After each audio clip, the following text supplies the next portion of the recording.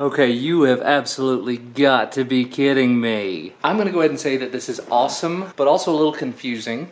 This is like the third or fourth time in the last couple of weeks that I've seen a product pop up on Unbox Therapy, almost exactly the same product that I have made videos about within the last several weeks. 2 minutes ago, a video went up that says, "Ever seen a futuristic electric beam?" And from the looks of the thumbnail, and from taking a look at the YouTube channel, it's a USB-powered electric lighter. Exactly the same thing that I made a video about just a couple of weeks ago. Actually, I made the video just before, yeah, it's been a month ago now, wow. We also recently saw the Asian candies box from Asian Mall. There's been at least one or two others. I think I need to actually figure out a way to get in touch with Lou, because he and we're on the same wavelength, and he seems to be an absolutely awesome guy. I would love to work with him, and it seems like we've got similar tastes. Anyway, because I did not do it already, hello and welcome to the vlog. It is not morning, so I will not say good morning. Just had a bit of a rough start this morning. I mean, I did get up. I got up when Christina got up. We got Ellis ready together, got him out the door and everything. Well, got her out the door with him. Putting him out the door would not do a whole lot of good. It would basically just put a baby on the front stoop. And after they took off, I headed over to the skate park. Because we had even more rain, everything was wet.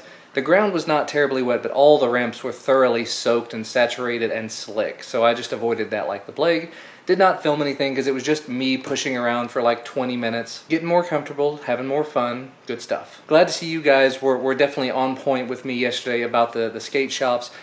Amazing places to go. If you're interested in skating of any type, definitely make sure to head to a local skate shop. I don't know if I'll actually end up buying a board from one of those places. I probably will down the road, because from what I've seen from other people who skate, you buy a board, you try it out for a little while, you buy another board, you end up damaging boards, you end up buying more. So I will eventually end up buying at least one board from a local skate shop. I just don't necessarily know if I want to buy the absolute bottom of the line, you know, the worst thing that they've got. The deck doesn't really matter all that much. It's just, it doesn't have the same graphics as the others, and the rest of the contents looked pretty decent, but it was going to end up just racking up more and more and more as I upgraded things. So I will go back when I'm much more comfortable and ready to spend $150 to $200 on a board. And I'll probably also pick up some pads at some point. I don't know if I'll do it there or if I'll do it on Amazon or Dick's Sporting Goods or something, but one of you guys in the comments was mentioning that really surprised that I'm not already wearing pads and a helmet, and I really should be.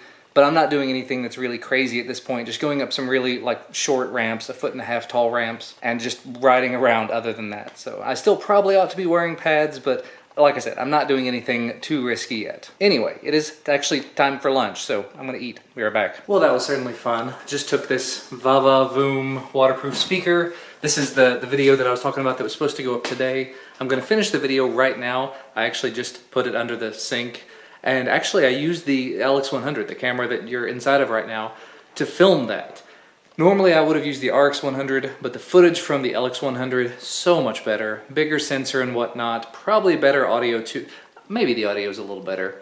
One way or the other, video is ready to be done and ready to be uploaded. Alrighty, I'm not going to go ahead and say success, but minimal, moderate success. As I've mentioned a couple of times before, I've been kind of weeping over the loss of my Shuttle Pro, and I know several of you guys have been telling me some things that I should be buying, some things I should be looking at. At least one of you suggested that I try out just using a controller, using like an Xbox or a PlayStation 4 controller, and I looked into that, but the grand majority of the ways to interact with it in terms of OS X, they didn't allow you to map multiple button combinations. But one of you guys mentioned again in the comments an app called Joystick Mapper. It's available in the Apple App Store for $5. Works with a buttload of different controllers. You have to actually have a special driver to use it with the Xbox One controller, but that's open source, it's free, got that. So I have started messing around with it. I created a little preset here. You hit that, you can see some of the things that I've started mapping. So left, right, space, L, J. Then I did a bit of a complicated one here on button 5, which is the right button, right bumper button. So when you press button 5, it's got all these things that it does. So it does Command A, Command B, Command Shift A. So it does a select all, a cut, a deselect all. Then there's other ones down through here, of course, Command Z, Command Shift Z, so undo and redo. Definitely not 100% where I would like it to be. Realistically speaking, this was a really comfortable way to interact with it. You just lay it down on the table and you've got a bunch of things you can do with it. The Xbox controller, it's a two-handed device. You're supposed to have two hands around it, so it's all the things that I'm doing so far I'm mapping to this side, but that means while I'm editing with it, because I've been testing it a little bit, while I'm editing, I'm like holding it at a very weird angle and it's kind of slipping out of my hands. So I may end up switching over and trying it out with the PS4 controller. That may be a little bit more comfortable. And most of what I'm actually doing, I've got sort of it's not a jog wheel, but it's like left and right. So I can kind of do one step at a time. I use this, and then I've got A, X, and B to control my playback, Y for delete. This does a cut on everything, and then undo, redo are on the directional pad over there. It's not the best option. It's not a really optimal layout. So I'm gonna have to keep working with it, and again, might switch over to the PS4 controller to see if that works any better. I might even be able to do the PS4 controller over Bluetooth. I'll have to think about that, because the Xbox One controller has to be wired.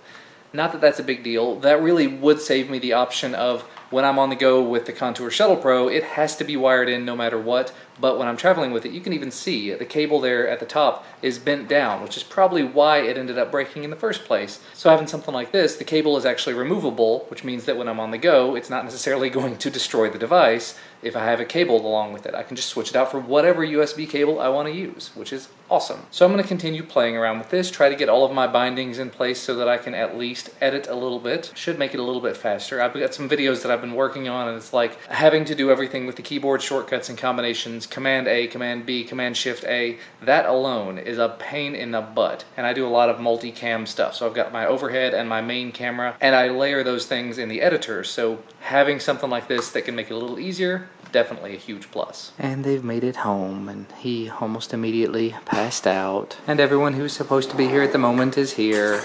And it is food time. Yes, no Duncan. Duncan's staying with her mom. If you missed yesterday's vlog, Duncan is out of school. I'll be back Friday or Saturday. Right. And then he'll be back. And until then, we eat like this. Somebody woke up. I went out to the grocery store for a minute and came back, and he's awake and he's all happy. Apparently he thinks it's super funny when Mommy takes a bite of a Frosty. T-Mobile, free T-Mobile Tuesday Frosties. And he thinks it's the funniest thing.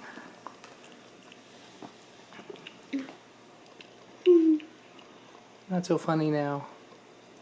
He was just laughing and laughing. There it is. It's the funniest thing.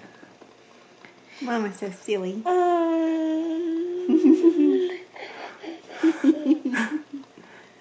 It's a happy face. So now you give me a bite.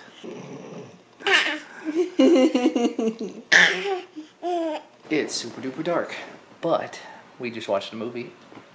First time in a very, very long time. And it was not a chick flick. No, it was not. It was Deadpool. It was funny. Yeah. I'd seen it in the theater with Jason, but she had not seen it yet, and we have owned it for a while. We've actually owned it since it came out. I bought it on Google Play, and always worth watching again. If you have not seen it, watch it. It's pretty funny. Yeah. If you're of age and, yeah, not appropriate. Yeah, you have to be able to watch rated R movies. Yes. So at least 17. But you know what? Ellis is completely passed out on the floor. She's probably getting ready to head to bed. And Yes, rather than making this drone on, I'm going to go ahead and wrap it up. Thank you guys so much for watching. Hopefully you had a wonderful day. Mine was not half bad. We'll see you again tomorrow.